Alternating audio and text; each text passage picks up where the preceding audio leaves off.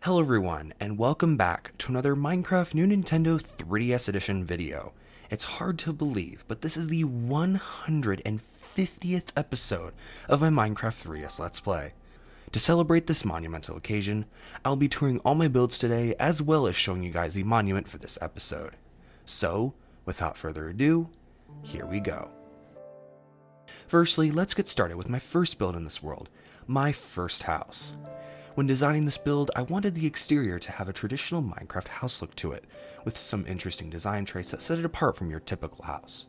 The second floor is one block larger all the way around from the first floor, and I took advantage of the blocks that hang over by adding some stone brick blocks in between for extra decor. In addition, several log pillars are placed around the build as well as some flower planters in the front. The interior is just as interesting as the exterior. The first floor consists of a small kitchen and table, along with some wall decor.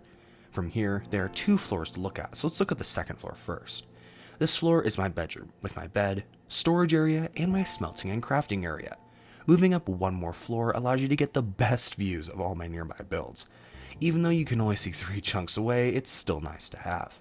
Now, let's move all the way down to the bottom floor, where you will find an entertainment space in my basement.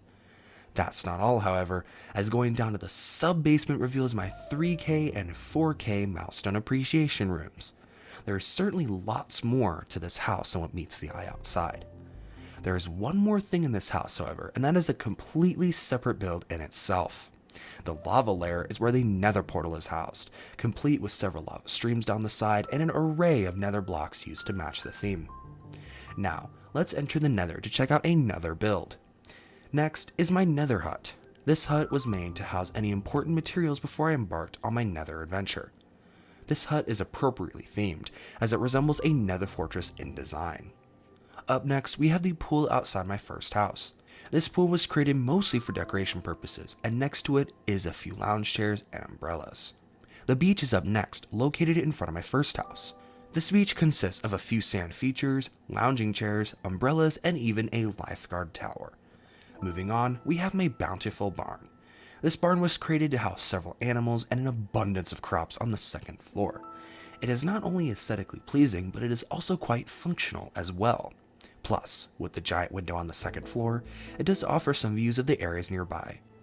However, to get the best views of my world, then the observatory is where you should be at. With its 360-degree views, the observatory allows you to see almost all of my builds from its mountaintop location.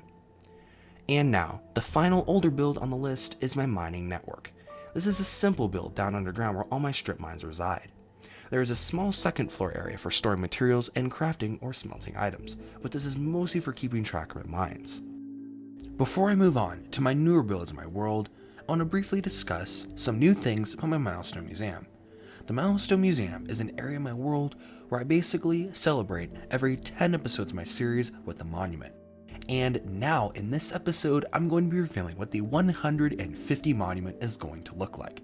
So, here it is. Yes, it is quite grand, and yes, this did use a lot of materials. Luckily, however, redstone lamps aren't too expensive, so I was able to create those relatively simply.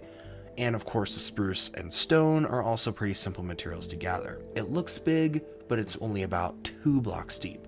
But this is the grandest monument I have made so far in the Milestone Museum.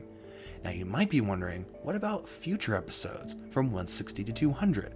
Well, there will be a new area in the Milestone Museum where those monuments will go. Stay tuned in future episodes for updates on the Milestone Museum as these series episodes come out.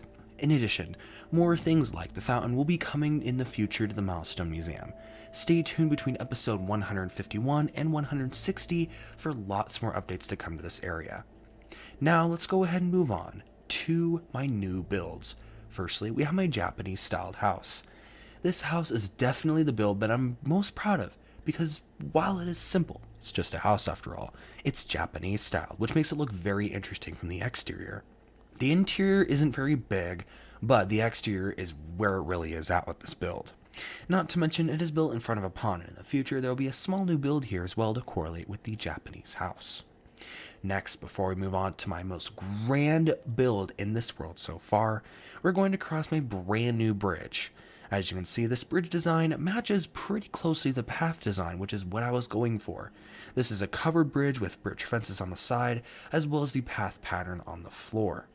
I think this bridge did turn out pretty well. Now let's move on to the grandest build in my world so far, my new house, or as I'm calling it, GenSpace Manor.